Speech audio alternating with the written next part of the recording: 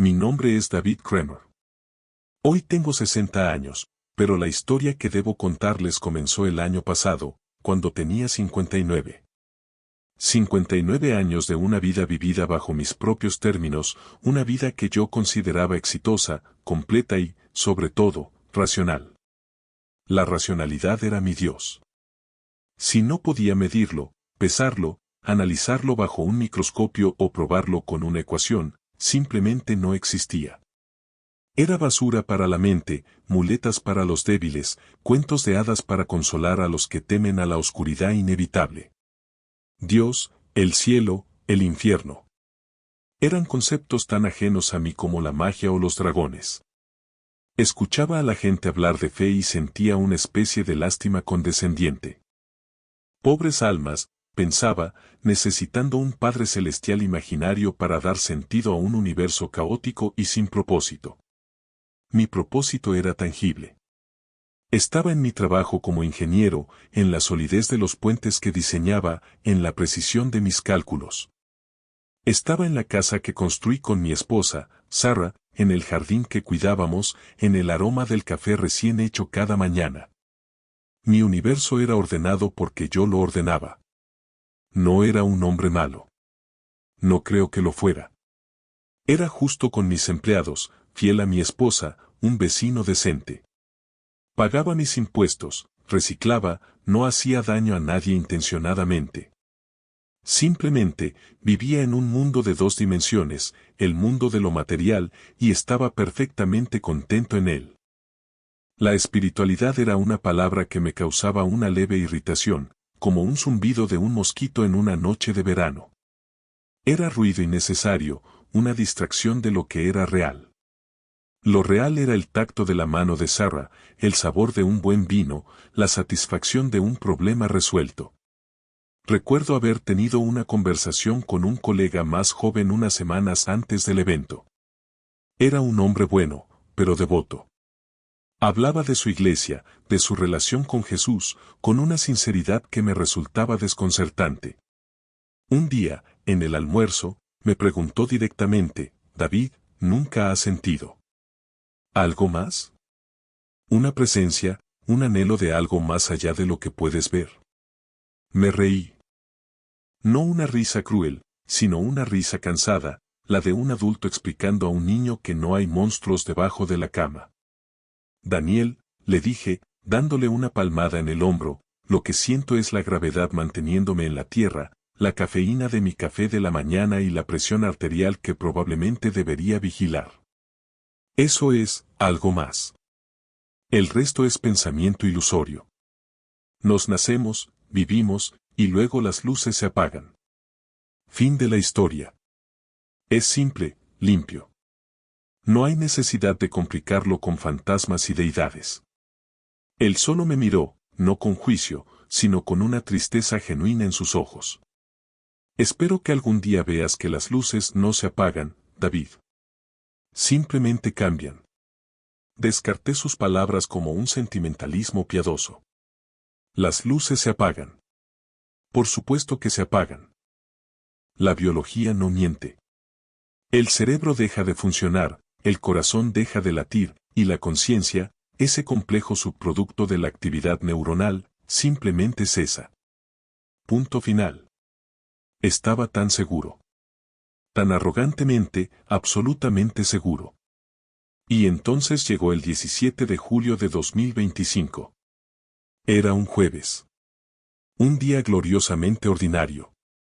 El sol de verano se filtraba a través de las persianas, pintando rayas de luz en el suelo de madera. El aire olía a hierba recién cortada del jardín de mi vecino. Sarah ya se había ido a su trabajo voluntario en la biblioteca local. Yo tenía el día libre, un raro regalo que planeaba pasar en mi taller, trabajando en un viejo reloj de pie que había estado restaurando. Era mi pasión, tomar algo roto, desordenado, y devolverle el orden, el propósito, el tic-tac constante y predecible. Me preparé una taza de café, mi ritual matutino. El mismo grano, la misma molienda, la misma cafetera. El control. La previsibilidad.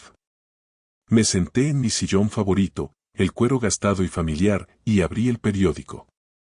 Las noticias del mundo eran el caos habitual, política, conflictos, desastres. Lo leía con una especie de desapego analítico, como si estuviera observando una colonia de hormigas particularmente desorganizada. Sus dramas no me afectaban realmente. Mi mundo era este sillón, esta casa, este café. Tomé un sorbo de café y sentí el calor extenderse por mi pecho. Todo estaba exactamente como debía estar. Entonces sucedió. No fue un dolor lento y creciente. Fue una explosión. Una detonación dentro de mi pecho, como si un rayo hubiera golpeado el centro de mi ser. El dolor fue absoluto, blanco y cegador. No había pensamiento, solo la abrumadora e incomprensible agonía. La taza de café se estrelló contra el suelo, el líquido oscuro salpicando la alfombra como una premonición. Mis manos se agarraron a mi pecho, tratando inútilmente de contener la catástrofe que estaba ocurriendo en su interior. Traté de respirar, pero mis pulmones no respondieron. Era como intentar respirar bajo el agua. Un pánico helado se apoderó de la agonía. Mi mente racional y ordenada, se fragmentó en 1.000.000 de pedazos. Ataque al corazón, gritaba una parte. Llama al 911, gritaba otra. Pero mis miembros no obedecían. Mi cuerpo se había convertido en un traidor. Me deslicé del sillón. Mi mejilla golpeó la alfombra, la fibra áspera contra mi piel. La vista de mi ojo derecho se llenó con el patrón de la alfombra y el charco de café que se enfriaba. El olor a café y a miedo llenó mis fosas nasales. Los sonidos del mundo exterior, el canto de un pájaro, el lejano zumbido de un cortacésped, comenzaron a distorsionarse, a estirarse como una cinta de casete vieja, hasta que se convirtieron en un zumbido bajo y monótono. Mi último pensamiento coherente fue una oleada de profunda e inesperada injusticia. No así, pensé. No ahora. Entonces todo se volvió negro. Pero no fue el final. No fue el apagado de las luces que tan arrogantemente había predicho. Fue el comienzo. La primera sensación fue de liberación. El dolor desapareció. Desapareció por completo, no se desvaneció, simplemente se fue. Con él, se fue el peso de mi cuerpo, la sensación de la alfombra en mi mejilla, el pánico. Fui reemplazado por una calma extraña y profunda. Era como sumergirse en agua fresca después de un día de calor abrasador. Y luego, me di cuenta de que estaba flotando. Estaba cerca del techo de mi propia sala de estar, mirando hacia abajo. Y allí estaba yo. Mi cuerpo, una cosa pálida y sin vida, torcida en el suelo. La camisa manchada de café. Los ojos abiertos, fijos en la nada. Una marioneta a la que le habían cortado las cuerdas. Pero no sentía ninguna conexión con él. Era como mirar una fotografía vieja, un vehículo abandonado. No había emoción, ni miedo, ni pena. Solo una observación desapegada. Desde mi punto de vista, escuché el sonido de una llave en la puerta. Sara. Había vuelto antes. La vi entrar, tarareando una melodía. La vi detenerse en seco. El sonido que hizo, un grito ahogado que era mitad nombre, mitad terror, fue la primera cosa que atravesó mi extraña paz. Vi el pánico en su rostro mientras corría hacia mi cuerpo, su teléfono temblando en su mano mientras marcaba los números de emergencia. Observé toda la escena como si fuera una película. Los paramédicos llegando, sus movimientos eficientes y urgentes. Las palas del desfibrilador. El grito de «despejen». El violento e inútil espasmo de mi cuerpo en el suelo. Escuché fragmentos de su conversación, sin pulso, FV, lleva demasiado tiempo así. Y mientras ellos luchaban por esa cáscara vacía en el suelo, yo comencé a alejarme. No fue una decisión. Fue como ser atrapado por una corriente suave e invisible. La escena de mi sala de estar, el rostro angustiado de Sarah, los rostros concentrados de los paramédicos, comenzaron a encogerse, a volverse más pequeños y distantes, como si estuviera ascendiendo en un globo invisible. La casa se encogió, luego el barrio, luego la ciudad. Todo se disolvió en una neblina gris y sin forma. Y entonces, la calma pacífica comenzó a desvanecerse, reemplazada por otra cosa. Un frío. No era un frío físico. No tenía nada que ver con la temperatura. Era un frío del alma, una ausencia total de calor, de amor, de conexión. Y con el frío vino la oscuridad. Una oscuridad absoluta, impenetrable. No era la ausencia de luz, se sentía como una sustancia, espesa, sofocante, como alquitrán líquido. Me envolvía, me presionaba desde todas las direcciones. El silencio también cambió. La paz se había ido. Ahora el silencio era gritón, pesado con una soledad tan profunda y vasta que amenazaba con aniquilarme. Estaba completamente, irrevocablemente solo. Fue entonces cuando empezó el verdadero tormento. No vi un diablo con cuernos y un tridente.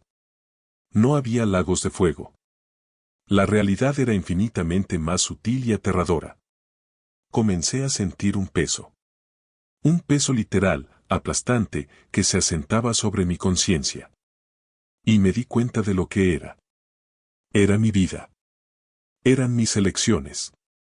No fue un desfile de recuerdos, como dicen las películas. Fue una experiencia. Cada acto de orgullo, cada mentira que dije para salir adelante, cada vez que miré a alguien con desdén, cada vez que ignoré el dolor de otro porque estaba demasiado ocupado con mis propias comodidades. No los recordaba. Los sentía. Sentía el dolor que causaron. Sentía la pequeña herida en el corazón de la persona a la que mentí. Sentía la humillación del empleado al que menosprecié en una reunión. Sentía la decepción en los ojos de Sarah cuando rompí una promesa. Cada palabra arrogante, cada pensamiento de juicio, cada acto de egoísmo se convirtió en una piedra, apilándose sobre mi alma hasta que el peso fue insoportable. Mi vida entera, despojada de mis autojustificaciones y racionalizaciones, se me presentó tal como era, una larga y triste historia de amor propio. Había construido mi reino sobre mí mismo, y ahora estaba atrapado dentro de sus muros, aplastado por su peso. Grité, pero no salió ningún sonido. La oscuridad se tragó mi angustia. Entonces empecé a percibirlos. Otros. No podía verlos claramente. Eran sombras, formas tenues y retorcidas en la negrura opresiva. No eran demonios. Eran almas. Almas perdidas. Y no estaban siendo atormentadas por una fuerza externa. Su tormento era interno, autoimpuesto y eterno. Me acerqué, o más bien, la corriente me llevó cerca de una de estas sombras. Y pude oír sus pensamientos, no como palabras, sino como una corriente de amargura pura. Era un hombre que había sido un poderoso ejecutivo. En la vida, había sido despiadado, aplastando a sus rivales. Ahora, estaba atrapado en un bucle sin fin, reviviendo su mayor triunfo, una adquisición hostil que arruinó a miles. Pero ya no sentía el triunfo. Solo sentía el dolor de cada familia que destruyó, la desesperación de cada empleado que despidió. Y en medio de ese dolor, seguía justificándose. Tenía que hacerlo, susurraba su alma en la oscuridad. Era el negocio. Si no lo hubiera hecho yo, alguien más lo habría hecho. La mentira que lo había consolado en la vida era ahora su cadena eterna. Pasé junto a otra sombra, una mujer que había vivido para su belleza. Su vida había sido un altar a su propia imagen. Ahora, no tenía rostro, ni forma. Y estaba consumida por un veneno de celos, reviviendo cada vez que sentía una punzada de envidia hacia otra mujer, cada vez que temía envejecer. Su infierno era una sala de espejos que solo reflejaban su propia vanidad vacía y la belleza que había perdido para siempre. Vi a políticos que habían mentido a naciones enteras, atrapados ahora en la resonancia de sus propias falsedades, sin nadie que los escuchara. Vi a académicos como yo, cuya soberbia intelectual los había cegado, ahora flotando en un vacío de conocimiento sin sentido, con todas las respuestas a preguntas que ya no importaban, pero sin una sola gota de sabiduría o amor. Estaban ahogándose en su propia inteligencia. Y escuché sus lamentos. No eran lamentos de arrepentimiento. Eran lamentos de injusticia. ¿Por qué estoy aquí?, se quejaban. Yo era una buena persona. Yo di a la caridad. Yo no maté a nadie. Y entendí la terrible verdad del infierno. El infierno no es un castigo impuesto. Es la elección final y eterna del alma de amarse a sí misma por encima de todo. Es la culminación de una vida diciendo mi voluntad, no la tuya. Es la separación absoluta y autoimpuesta de la fuente de todo amor, toda luz y toda vida. Estas almas no fueron enviadas aquí. Se habían alejado tanto de la luz que esta era la única realidad que les quedaba. Una existencia definida únicamente por el yo. Y el yo, sin Dios, es un agujero negro. El terror que sentí fue más allá de todo lo que las palabras pueden describir. Porque en su orgullo, en sus justificaciones, en su ceguera, vi mi propio reflejo. Yo era uno de ellos. Mi vida había sido diferente en los detalles, pero idéntica en el espíritu. Un monumento a David Kramer. La desesperación se apoderó de mí. Era una desesperación fría, pesada y definitiva. Esto era todo. Este era el final de la historia. El resultado lógico de mi filosofía de vida. Las luces no se habían apagado, me habían llevado a un lugar donde no había luz. Y era para siempre. Lloré, pero no tenía lágrimas. Me hundí en la negrura, dejando que el peso de mi propia vida finalmente me aplastara por completo. Y fue allí, en el fondo del pozo de la desesperación, cuando lo vi. Un punto de luz. Era infinitesimal, como un solo átomo de luz en un universo de oscuridad. No iluminaba nada. Simplemente estaba allí, una contradicción en medio de la negrura absoluta. No era como la luz de una bombilla o del sol. Era diferente. Parecía viva. Al principio, la ignoré. Era una anomalía en mi miseria. Pero no se fue. Y lentamente, muy lentamente, comencé a sentir algo que no había sentido en lo que parecía una eternidad, un tirón. No era una fuerza física. Era un anhelo en el centro de mi ser. La parte más profunda de mí, la que había estado enterrada bajo 59 años de orgullo y racionalidad, reconoció esa luz. Y la anhelaba con una sed desesperada. Era un tirón hacia el hogar. Tomé una decisión. La primera decisión real que había tomado en esta existencia. Me moví hacia la luz. No sé cómo. No tenía cuerpo, ni miembros. Pero orienté mi conciencia, mi voluntad, hacia ese pequeño punto de esperanza. Y a medida que me movía, la luz crecía. O quizás yo me acercaba. Se expandió de un punto a una pequeña llama, luego a un resplandor, luego a un amanecer. Y con la luz venía el calor. No el calor del fuego, sino el calor del amor. Era un amor tangible, como agua tibia lavando el frío eterno de mi alma. La oscuridad, que había parecido tan sólida y opresiva, se disolvía ante ella, huyendo como una criatura de la noche ante el sol. El peso sobre mí comenzó a aligerarse. Las piedras de mis pecados no desaparecieron, pero su poder para aplastarme disminuyó con cada paso que daba hacia la luz. Los susurros de las almas perdidas se desvanecieron, reemplazados por una música silenciosa, una armonía que resonaba dentro de mí. La luz creció hasta envolverme por completo. Pero no era cegadora. Podía mirar directamente en su corazón. Era una luz que no hería, sino que sanaba. Era una luz que no exponía para avergonzar, sino para limpiar. Y dentro de esa luz inconcebible, comencé a discernir una forma. Una figura. No estaba hecha de carne y hueso. Estaba hecha de la luz misma, un ser de amor puro y poder insondable. No podía ver un rostro en el sentido tradicional, pero lo conocía. Conocía esa presencia. En lo más profundo de mi ser, en un lugar más antiguo que mis recuerdos, lo conocía. Y entonces, él habló. No habló con una voz audible, pero las palabras resonaron en el centro de mi alma, claras, inconfundibles, y llenas de una ternura que rompió lo que quedaba de mi corazón endurecido. David. Solo mi nombre. Pero la forma en que lo dijo, contenía todo. Contenía conocimiento de cada momento de mi vida, de cada pensamiento, de cada miedo, de cada alegría secreta. Y no había condenación en ello. Solo un conocimiento completo y un amor incondicional. En ese instante, fui más conocido de lo que nunca me había conocido a mí mismo, y fui más amado de lo que jamás había soñado posible. Toda mi vida de ateísmo, toda mi arrogancia, todo mi desdén por la fe, se desmoronó y se convirtió en polvo. No fue un argumento intelectual lo que me convenció. Fue la realidad de su presencia. Estaba ante la verdad, y la verdad era una persona. Y esa persona era amor. Caí.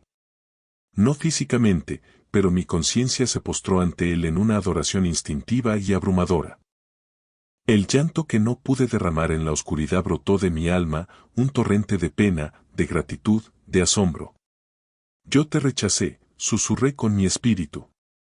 Toda mi vida. Me burlé de tu nombre. Te llamé un cuento de hadas. Su respuesta no fue de ira ni de reproche. Fue de un dolor tierno. Sentí su tristeza, no por la ofensa a su majestad, sino por los años que yo había elegido vivir sin él, sediento mientras estaba de pie junto al océano de su amor. Yo nunca te rechacé a ti, fue la respuesta que sentí. Siempre he estado aquí, esperando. Entonces, él me mostró mi vida de nuevo. Pero esta vez, no fue el peso aplastante de mis pecados. La vi a través de sus ojos. Vi los momentos en que, sin saberlo, había actuado con una chispa de su amor, un acto de bondad inesperado hacia un extraño, una palabra de aliento a un empleado en apuros, un momento de genuino amor desinteresado por Sarah. Él los atesoraba como joyas preciosas. Y vi las oportunidades perdidas. No como acusaciones, sino como tragedias silenciosas. Vi el momento en que mi colega Daniel había intentado hablarme de su fe, y vi el anhelo de Jesús de alcanzarme a través de ese hombre. Vi mi propia ceguera y orgullo como un muro que yo mismo había construido. Vi innumerables momentos en los que él había susurrado a mi corazón a través de la belleza de una puesta de sol, la complejidad de una flor, la lealtad de mi esposa, y yo lo había descartado todo como mera biología y química. No había juicio en su mirada, solo amor y una profunda tristeza por mi autoimpuesto exilio. ¿Por qué?, pregunté, mi alma rota ante él. ¿Por qué me muestras esto? ¿Por qué me sacaste de esa oscuridad? Porque no es mi deseo que nadie perezca, resonó su respuesta, llena de un poder gentil. Ese lugar, esa oscuridad, no lo creé para mis hijos. Es el único lugar en toda la creación donde mi amor no puede entrar, porque la puerta está cerrada desde adentro. Es el resultado final de la libre voluntad ejercida para rechazarme por completo. Las almas allí no están siendo castigadas, están experimentando la elección que hicieron en la vida, llevada a su conclusión eterna. La comprensión me inundó. El libre albedrío. Siempre lo había defendido como un concepto filosófico. Ahora veía su terrible y gloriosa realidad. Dios nos honra tanto que nos permite elegir rechazarlo. El infierno era la máxima expresión de ese honor retorcido.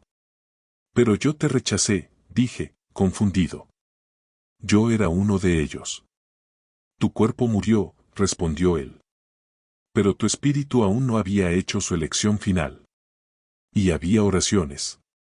Oraciones que no conocías. La fe de un joven colega.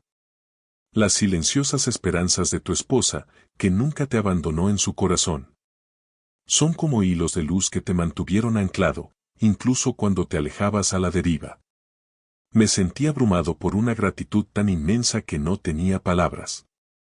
Estaba aquí no por mi propio mérito, no por alguna bondad oculta en mí, sino por la gracia pura y la fe de otros.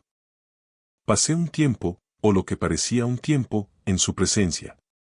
No hay manera de describir la paz, la plenitud, la alegría de estar en esa luz, de ser amado por el Creador del universo.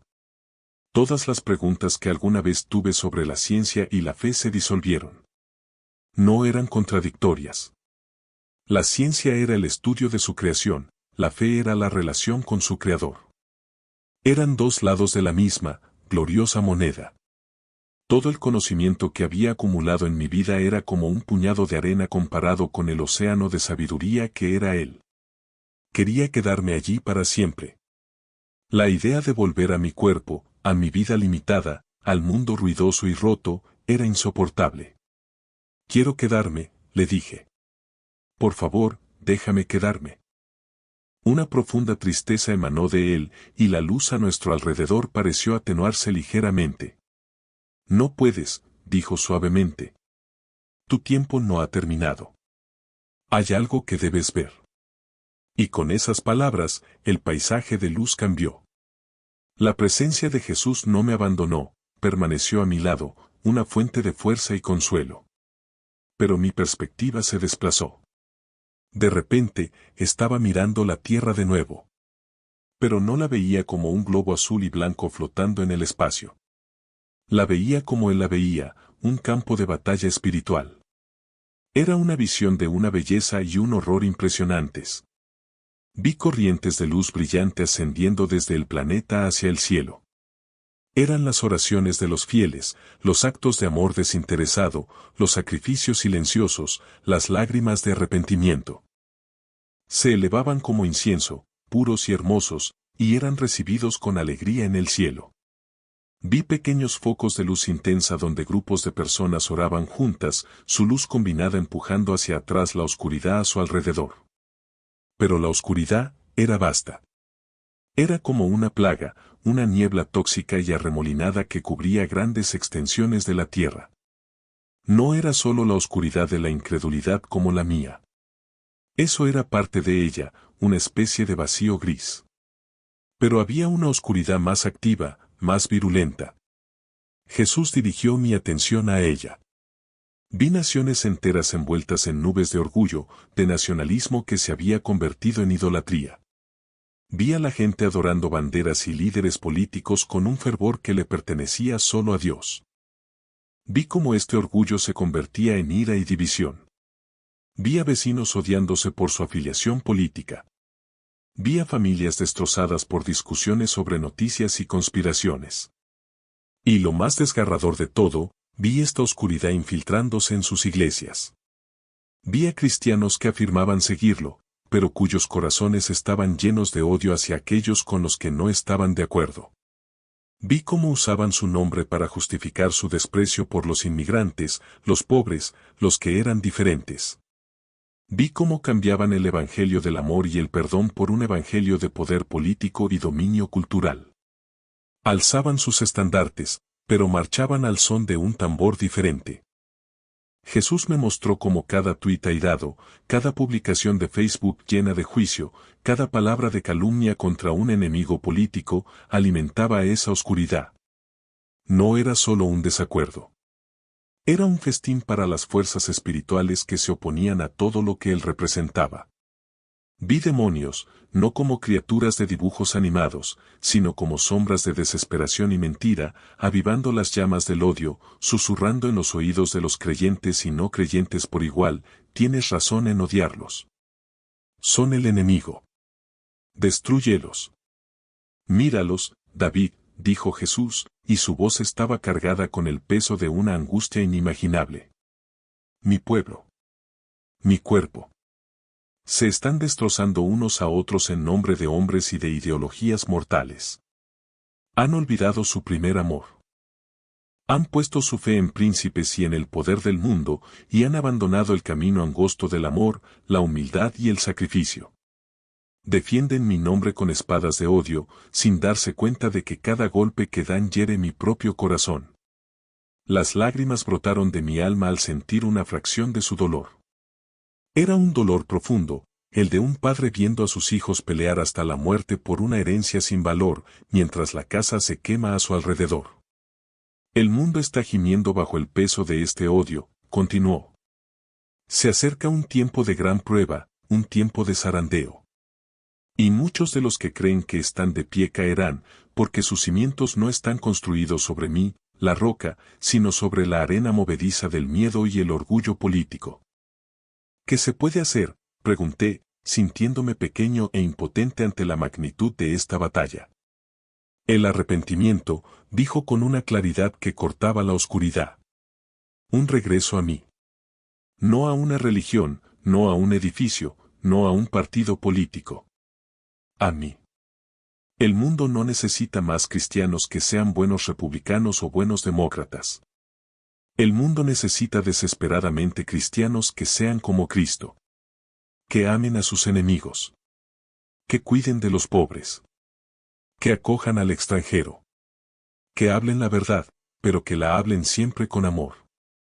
La verdad sin amor no es mi verdad. La visión se desvaneció, dejándome una vez más solo en la luz con él. La urgencia de su mensaje ardía dentro de mí. El tiempo era corto. El engaño era profundo. Ahora lo entiendes, dijo, y sentí que se acercaba. ¿Entiendes lo que está en juego? Sí, respondí. Por eso debes volver. El pánico me invadió de nuevo. No. Por favor, no. No quiero irme. Nadie me creerá. Soy un ingeniero. Un ateo. Se reirán de mí. Dirán que fue una alucinación, falta de oxígeno en el cerebro. ¿Te reíste tú de mi siervo Daniel? Su pregunta fue suave, pero penetrante. Me quedé en silencio, avergonzado. No te envío por tu elocuencia o tu credibilidad, dijo. Te envío porque has visto. Has caminado en la oscuridad y has sido abrazado por la luz. Has sentido el peso del pecado y la ligereza de la gracia. Eso te califica. Hablarás no con tus propias palabras, sino con la autoridad de lo que has experimentado. Algunos se reirán. Muchos dudarán. Pero algunos escucharán. Y para esas pocas almas, vale la pena el viaje. Sentí una resolución formarse dentro de mí, una fuerza que no era mía. Era su fuerza, fluyendo hacia mí. La renuencia se transformó en una aceptación sobria. Iré, dije. No estarás solo, prometió. Nunca más estarás solo. Su luz se intensificó una última vez, abrazándome, llenándome de una paz que sobrepasa todo entendimiento. Fue un adiós que también era una promesa. Y entonces, sentí un tirón hacia atrás. Una fuerza irresistible me estaba sacando de su presencia, lejos de la luz. La música se desvaneció. El calor retrocedió. La oscuridad regresó, pero solo por un instante, y esta vez no era amenazante. Era simplemente el pasaje de regreso. Sentí el peso. El peso de mi cuerpo, de la gravedad. Sentí un dolor sordo en el pecho. Escuché un pitido rítmico y constante. Y luego, el sonido más hermoso que jamás había escuchado, la voz de Sarah, diciendo mi nombre con una mezcla de incredulidad y alivio. Abrí los ojos. La luz era dura y artificial. El techo era blanco y estaba manchado. El olor era antiséptico y a enfermedad. Estaba en una cama de hospital. Sarah estaba a mi lado, sus ojos rojos de tanto llorar, su mano apretando la mía con fuerza. Un médico estaba al otro lado, mirando un monitor con una expresión de absoluto desconcierto. Señor Kramer, dijo el médico, su voz tensa. David. ¿Puede oírme? Asentí, mi garganta seca. Estuvo muerto, dijo sin rodeos. Clínicamente muerto. Sin actividad cardíaca ni cerebral durante casi 7 minutos. Estábamos a punto de... a punto de declararlo. Miré a Sarah. Vi las lágrimas corriendo por sus mejillas, pero esta vez eran lágrimas de alegría. Miré mis manos, el cuerpo que había abandonado en el suelo de mi sala de estar. Y luego miré por la ventana hacia el cielo azul. Y lo supe. No estaba solo.